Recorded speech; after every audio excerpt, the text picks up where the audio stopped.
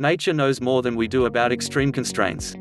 Just yesterday morning, I went out to receive a delivery on my porch and returned with my socks soaking from the heavy fog. I curse it all summer long, living as I do in San Francisco. Interesting, isn't it, that while there is so much hand-wringing about our 30-year drought, we are at the same time literally surrounded by water. Simply look up into the sky at a single cloud. On average, that white poof holds 8 million gallons of water, enough to sustain 100,000 people for a day. Yet the water we harvest has become so scarce, its cost is greater than the devices invented to catch and deliver it. All around the city we see solar and wind energy systems, rooftop gardens, and most recently, fog catchers, becoming vogue architectural accessories. An extremely cheap, recyclable kit has turned collecting your local water supply into the latest home improvement craze. For most of us, water still comes from a very expensive faucet. But people are starting to recognize that water is all around us if we really look. How might we imagine new ways to collect water? How do we get it off my socks and into my coffee cup? Follow the beetle. 6 a.m. somewhere in the Namib Desert, spindly legs scuttle across the sand and dart to the top of a small ridge. The sun peeks over the heat-distorted horizon, stirring up an eastward morning wind. Orange, red, and a burning hot yellow core of the desert sun glisten across a shiny, bumpy, black shell. The beetle carefully angles itself so that its shell is a precise 45 degrees facing the wind, the most efficient angle to maximize its surface exposure to the precious moisture-laden breeze. Spiny electrostatic bumps extract particles of moisture from the breeze, consolidating them into tiny droplets between the protective bumps. 30 km/h winds gust and the small droplets start to buckle and deform, sticking like glue to the shell. 10 minutes later, the surface tension of a droplet gives way, rolling down the beetle's waxy hydrophobic troughs towards its mouth.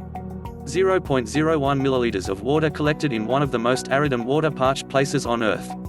Okay, so we're not exactly living in the desert yet. But here's an example from our own backyard. While I was walking to the Point Reyes Lighthouse the other day, I noticed dripping moisture from the trees amidst a bone-dry road soaked in sunshine. Animals aren't the only example of adaptation to extreme circumstances. We can learn from the redwoods, too. 10 p.m. Portola redwoods winds sway the top of the canopy at 300 feet above ground.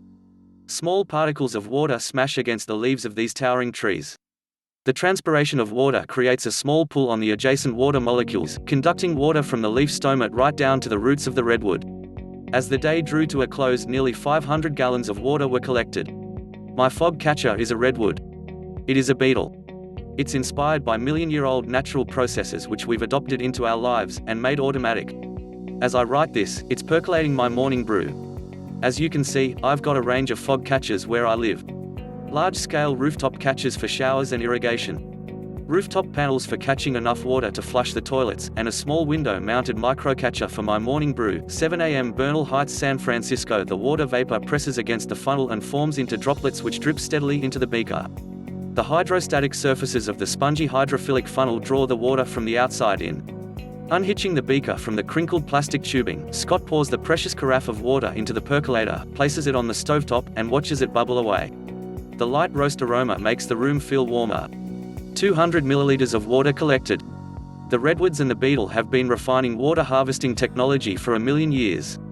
They got a big head start on us.